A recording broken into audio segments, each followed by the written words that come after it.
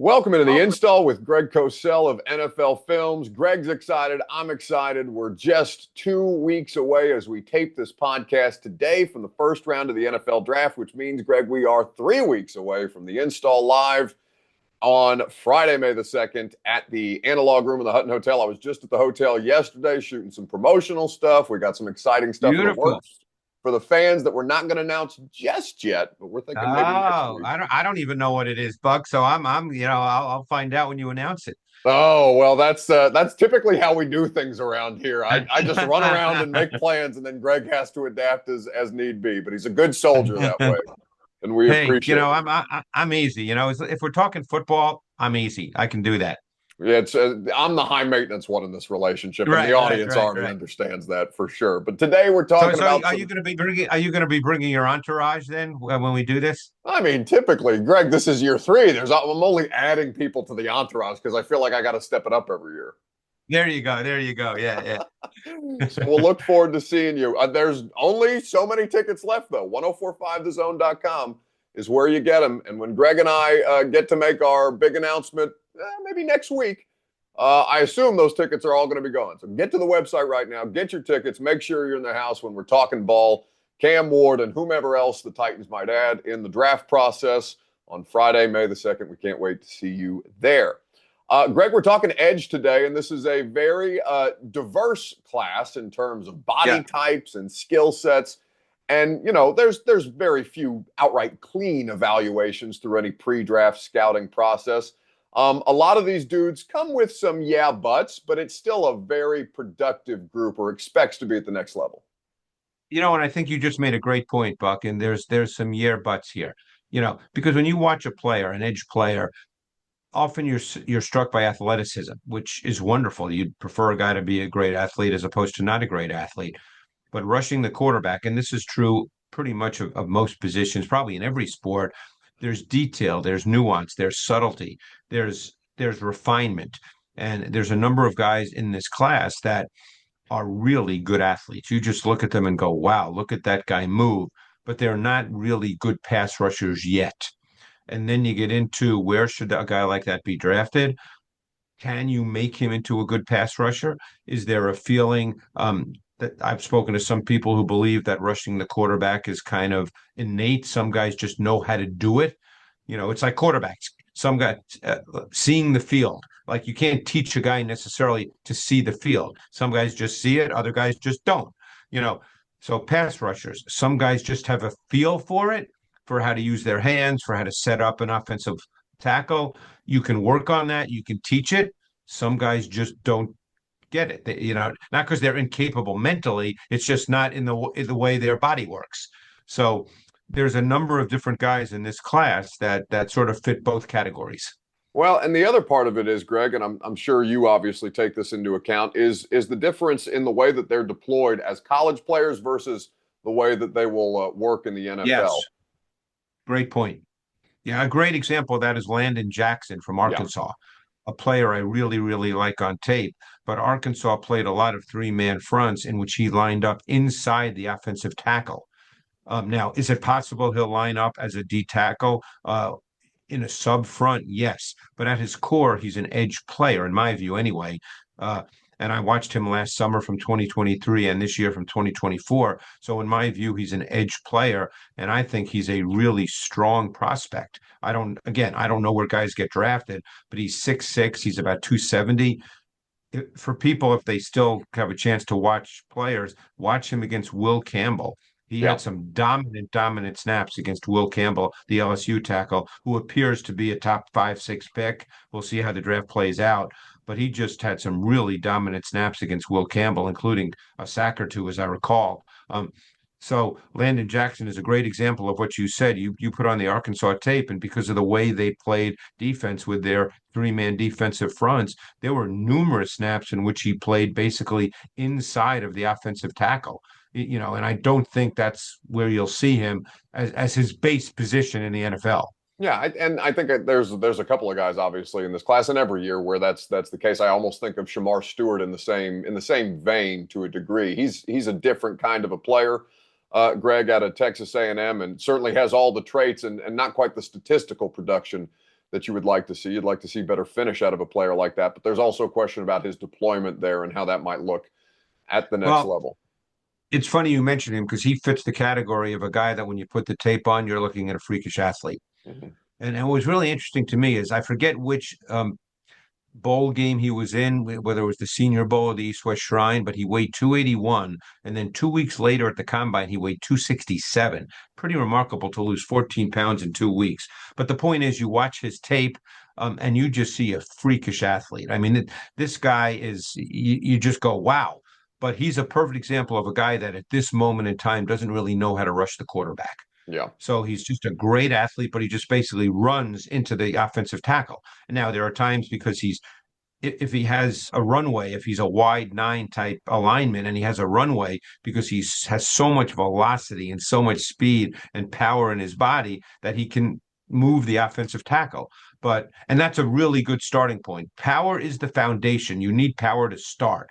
But he doesn't really do anything off that. He doesn't really know how to do it. He doesn't know how to use his hands. He doesn't know how to tie things together. He doesn't know how to coordinate his upper and lower body. Now, can you teach all that? Theoretically, you can. You don't know for sure that it's going to work. You just don't know the answer to that, but you can teach it.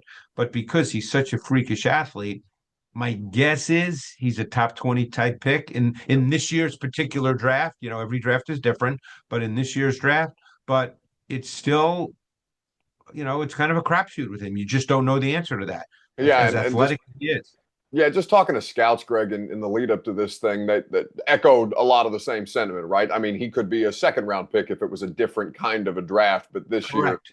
this year, it feels like he's a top 32 type of player at minimum, given the traits And I that we think I talk think that about there. Mikel Williams falls into the same category. Another freakish athlete, great size. I think he's a little more advanced than Shamar Stewart at this point. And I think you do see that on tape that Mikel Williams has shown that he can rush the quarterback with some kind of sense of how to do it. But there's still, miles to go before we sleep, as it were. Yeah, but he'll definitely be a first round pick without question. He's just one of those guys that just really looks the part. And I would expect that he'll become a good player, Mikel Williams. I think there's a lot there. Yeah, I we would be we should obviously start with the best player in this class, or the player that has the argument to be the best player in this Yeah, class, with Abdul Carter, the best edge player for sure in this sure. group that we are getting ready to talk about, out of Penn State.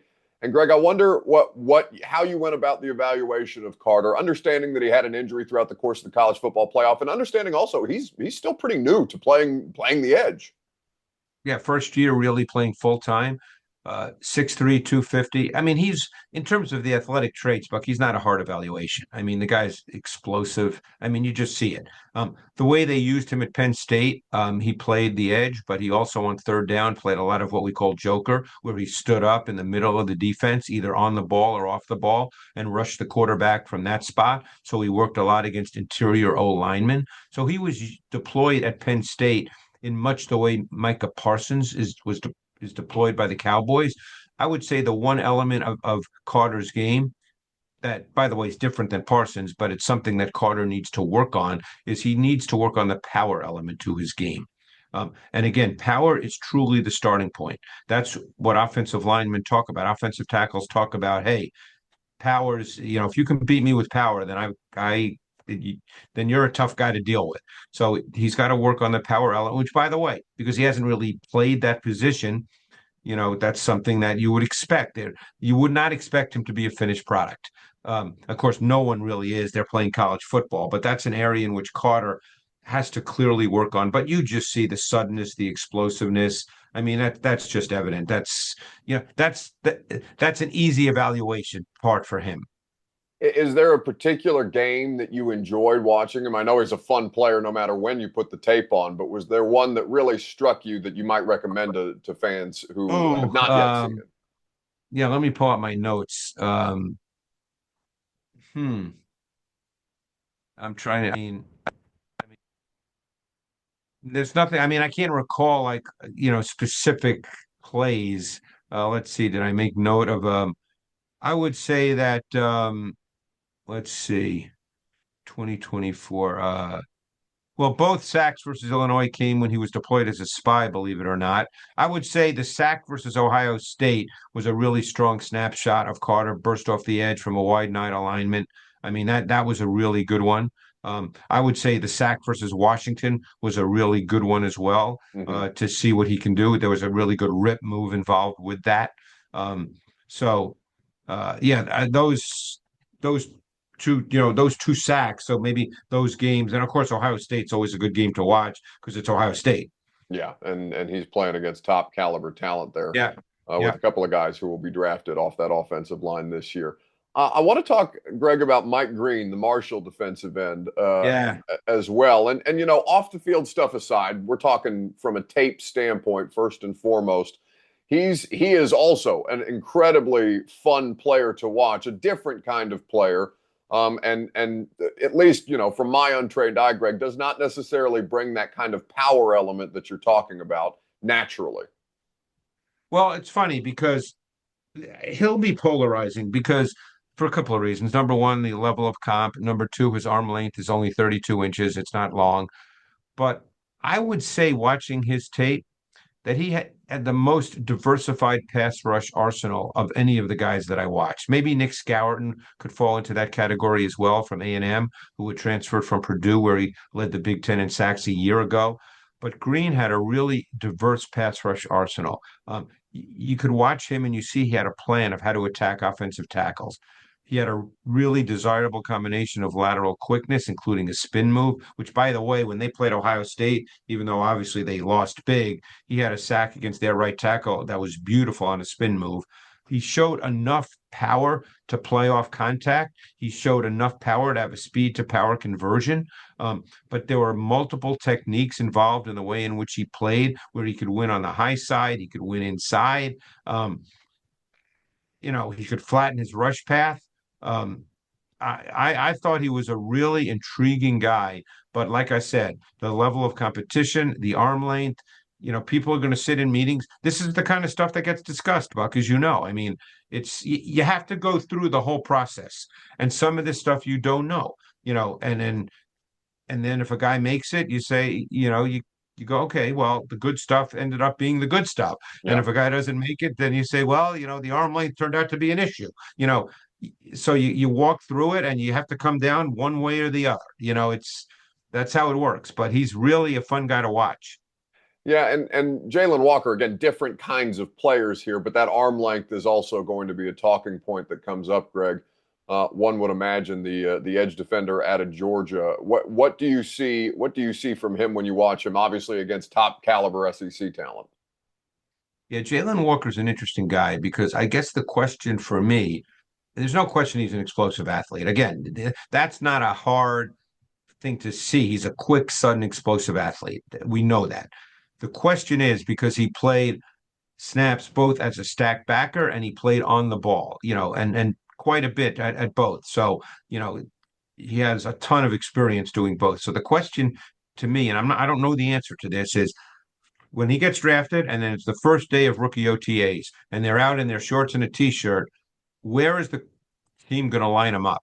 Obviously, if you draft him, where you're going to line him up. But I'm saying we don't know that because they're not going to tell us. So Right. the question is, where are you lining him up that first day when you say, okay, we're putting in our base defense now? Where is he? If you're drafting him as an on the ball player, then he has to be to a team that plays a 5-2 front or 3-4 front as their base because he's not a base 4-3 D end.